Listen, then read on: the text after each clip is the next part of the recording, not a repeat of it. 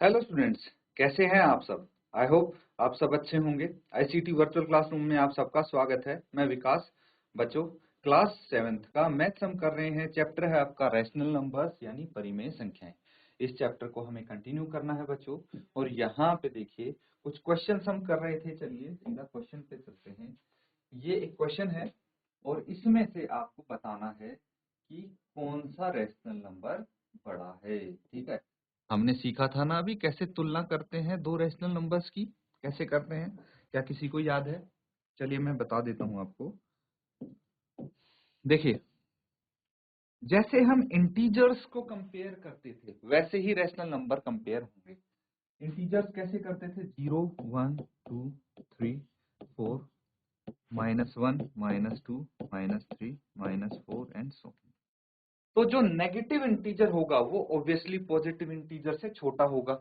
दूसरी बात, number line पे जो लेफ्ट की तरफ होगा नंबर, वो राइट वाले से छोटा होगा हमेशा। मान लीजिए ये 4 है, ये 2 है, तो 2 4 से छोटा है क्योंकि 2 लेफ्ट की तरफ है। ये देख लीजिए -2 है और -1 है, तो -2 छोटा है क्योंकि वो लेफ्ट की तरफ है। जो नंबर लेफ्ट की तरफ होगा वो छोटा होगा, राइट की तरफ बड़ा होगा। समझ में आ रहा है? सेम चीज हम करेंगे रैशनल नंबर्स में। ठीक है, तो सबसे पहली बात तो ये समझनी है आपने कि भाई अगर दो रैशनल नंबर दिए हैं, एक दिया है 3/4, एक दिया है -3/4, तो बिना पूछे आप जो नेगेटिव वाला है, नेगेटिव और पॉजिटिव में से अगर आपको चेक करना है कौन सा बड़ा है, तो नेगेटिव वाला छोटा हो जाएगा, पॉजिटिव बड़ा हो जाएगा। ऐसे ही हम इंटीजर्स में करते हैं। दूसरी चीज, अगर दोनों ही नेगेटिव हुए, दोनों ही पॉजिटिव हुए, तो उस केस में आपको ये देखना है कि नंबर लाइन पे लेफ्ट की तरफ कौन सा आ रहा है। या फिर इंटीजर तो आपको आते हैं कंपेयर करना, डिनोमिनेटर सेम बना के न्यूमरेटर्स को कंपेयर कर लेंगे, तुलना कर लेंगे। समझ में आई? अब फटाफट इसको सॉल्व करके बताइए कौन सा इंटीजर इसमें बड़ा होगा।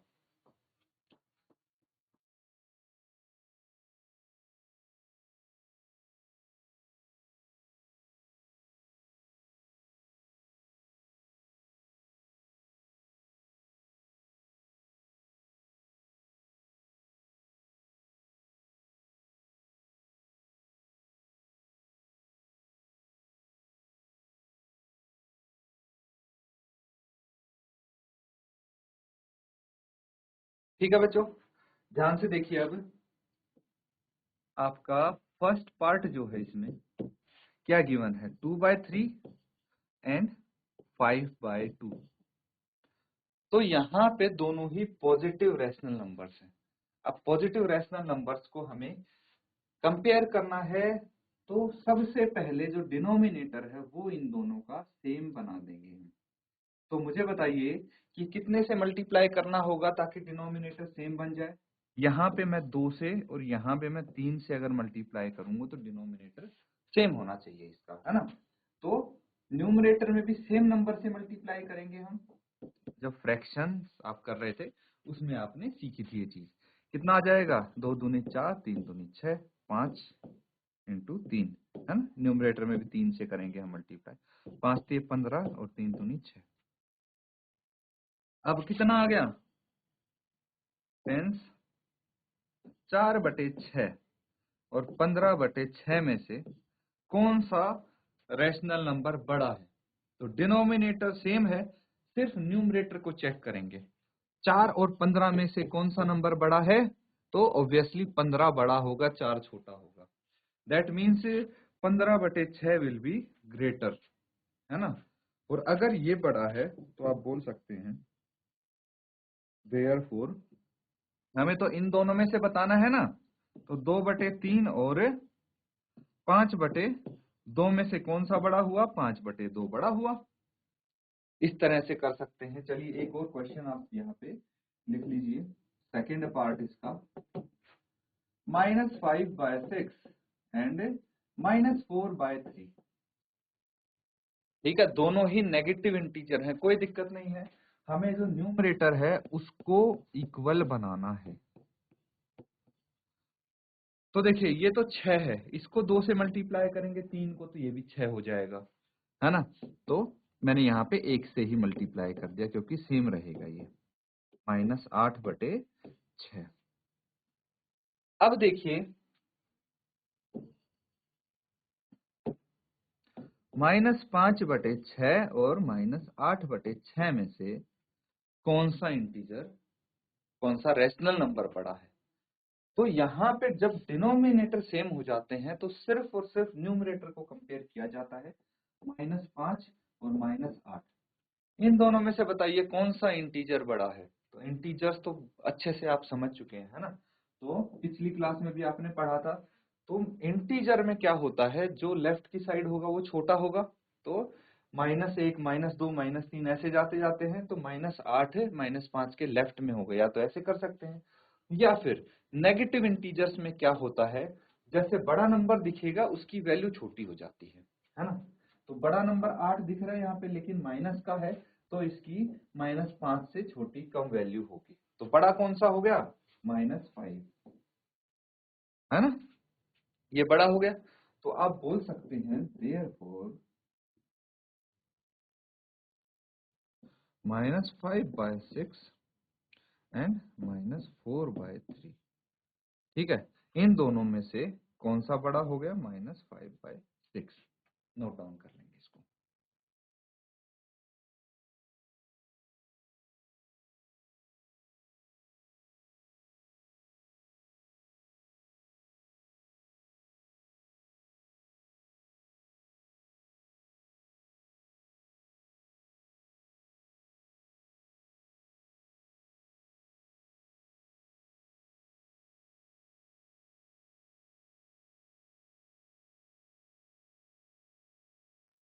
तो बच्चों नोट डाउन कर लिया सबने। आगे देखिए, अगला जो पार्ट है इसका,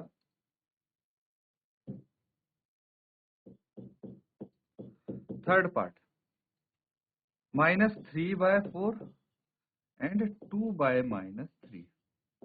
ठीक है। अब ध्यान से देखिए, हमें इन दोनों को इक्वल करना है ना। 4 और 3, एक है 4, एक है 3, माइनस का तो हम बाद में देखते हैं। तो एलसीएम इसका कितना आ जाएगा, एलसीएम आ जाएगा 4×3=12। मतलब 12 आना चाहिए, तब डिनोमिनेटर बराबर होगा। ये चीज तो आप समझ गए कि 12 आ जाना चाहिए, तब डिनोमिनेटर इक्वल होगा। अब इसको 4 को 3 से मल्टीप्लाई करेंगे तो कितना आ जाएगा, 12।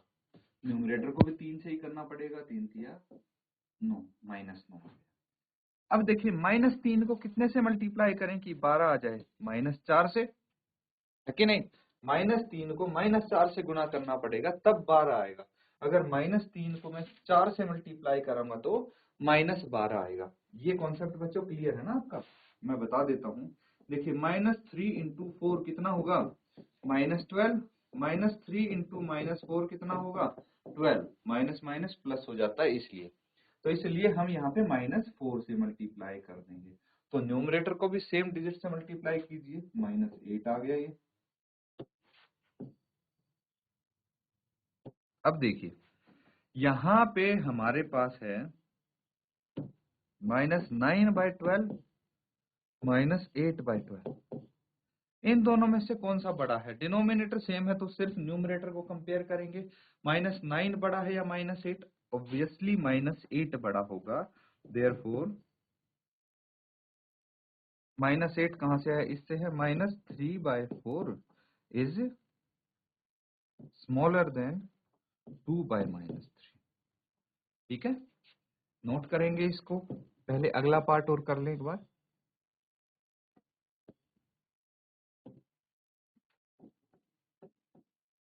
बहुत सिंपल है बच्चों, -1/4 एंड 1/4, सिंस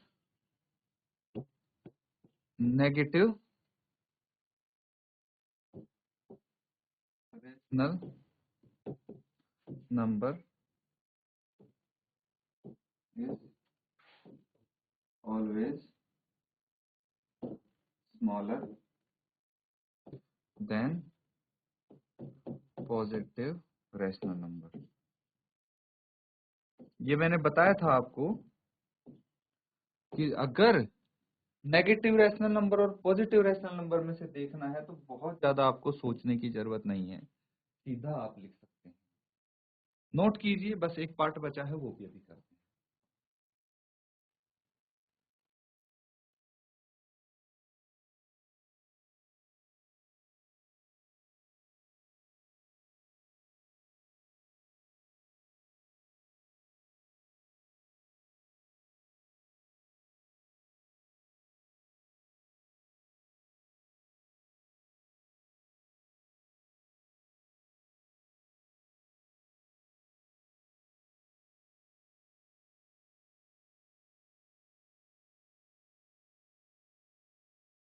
ठीक है बच्चों, नेक्स्ट पार्ट देखिए।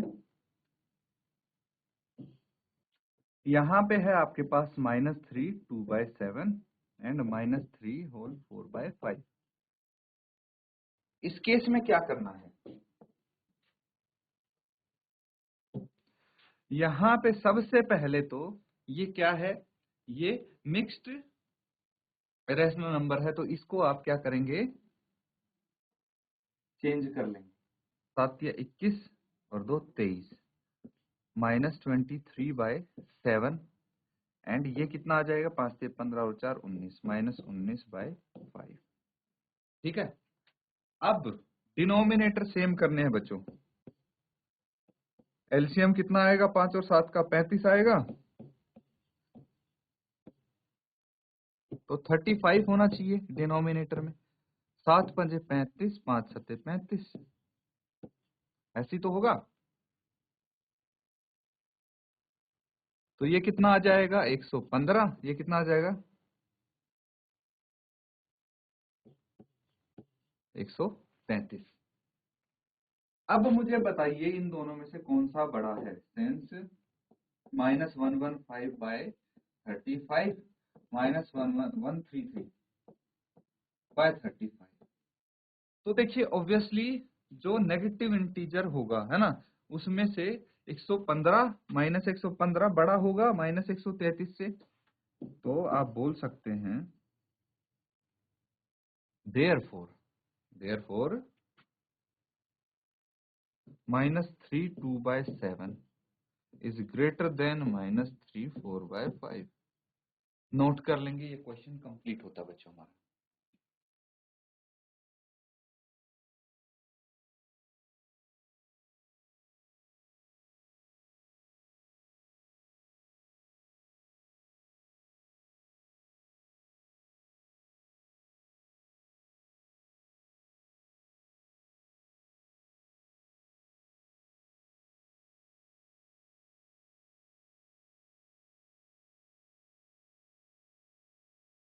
ठीक है बच्चों, यहां तक चीजें समझ में आई।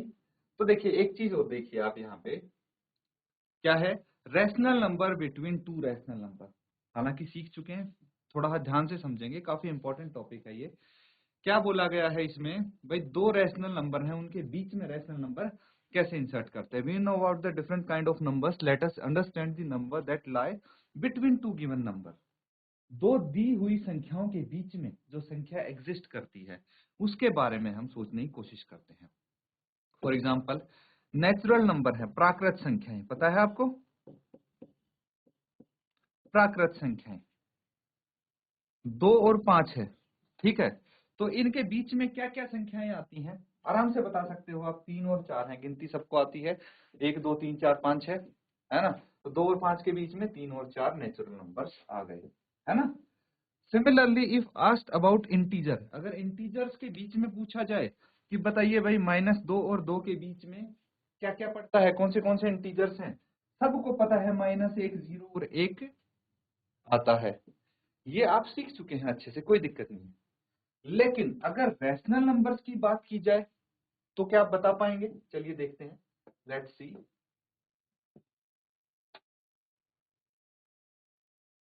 If we are asked about the rational numbers between 2 and 5, 4 and 5, ठीक है, you might think that only 3/5 will lie between them, है ना। इतना तो सबको समझ में आता होगा कि भाई डिनोमिनेटर सेम है और न्यूमरेटर एक में 2 है, एक में 4 है ना। तो क्या बीच में क्या मिसिंग है, 3/5 मिसिंग है ना। 2/5, 3/5, 4/5, यही लगता होगा सबको। लेकिन सोचिए अगर मैं 2/5 का इक्विवेलेंट जो रेशनल नंबर है वो क्या होगा, 4/10 हो जाएगा, है ना, और 4/5 का 8/10 हो जाएगा। होगा कि नहीं होगा? इक्विवेलेंट रेशनल नंबर लिखे हैं बच्चों मैंने तो, ये और ये, इन दोनों के। अब सोचिए 4/10 और 8/10 के बीच में कौन से रेशनल नंबर आते हैं, 5/10, 6/10, 7/10, ये 3 लाई करेंगे। लेकिन आप तो सर बोल रहे थे एक ही लाई कर रहे हैं। तो वही चीज है कि अगर हम इक्विवेलेंट रेशनल नंबर इनके निकालते जाते हैं तो उनके बीच में ज्यादा रेशनल नंबर आ सकते हैं। फॉर एग्जाम्पल इसी को देखिए, 2/5 है, इसका एक इक्विवेलेंट रेशनल नंबर है 40/100, है ना, और 4/5 का है 80/100।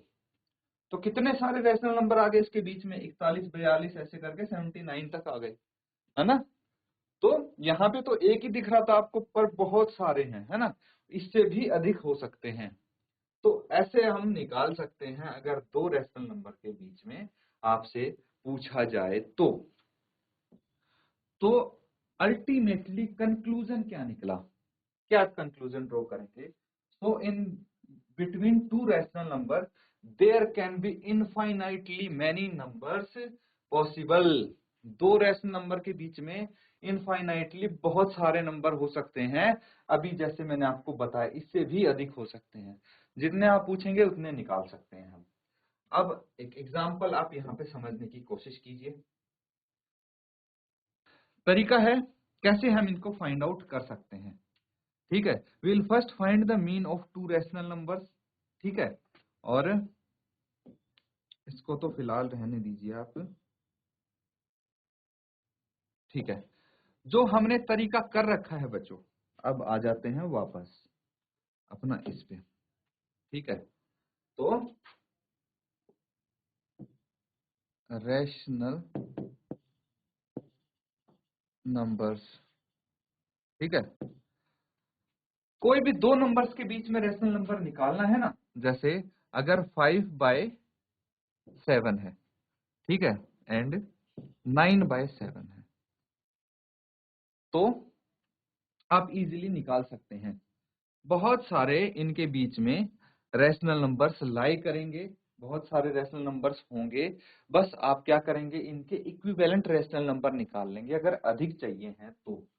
ठीक है, अब एक क्वेश्चन है बच्चों आपके लिए, इसको करेंगे। ये जो टॉपिक था थोड़ा इंपॉर्टेंट था, मैंने आपको समझा दिया है। कुछ डाउट अगर लगता है तो आप पूछ सकते हैं। देखिए यहाँ फिर से ये क्वेश्चन आ गया कंपैरिजन का, कंपेयर करना है, तुलना करनी है आपको।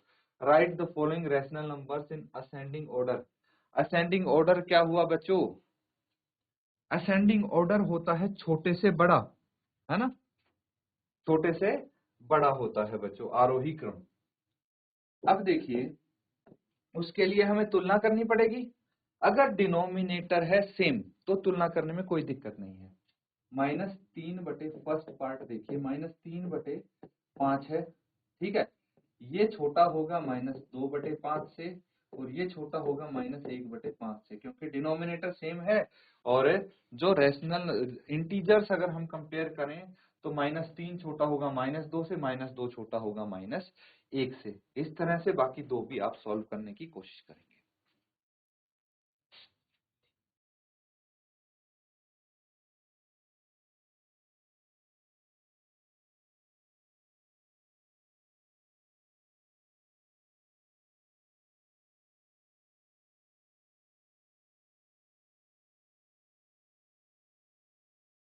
तो बच्चों देखिए पार्ट सेकंड और थर्ड में आपको क्या दिख रहा है, 1/3, -2/9, -4/3, इसको आपको अरेंज करना है ना।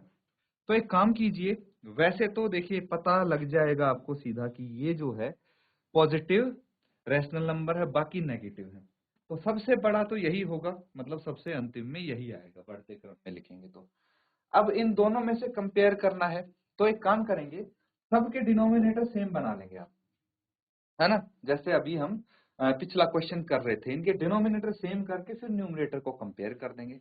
सिमिलरली आप पार्ट 3 में करेंगे और ये बच्चों आपका होमवर्क हो जाएगा। होमवर्क में इसको कंप्लीट कर लेंगे आप। ठीक है बच्चों, समझ में आ रहा है? तो ये अच्छे से आप अपने घर पे करके लेके आएंगे। इसी के साथ स्टूडेंट्स आज का सेशन हम यहाँ पे एंड करते हैं। Thank you and have a nice day.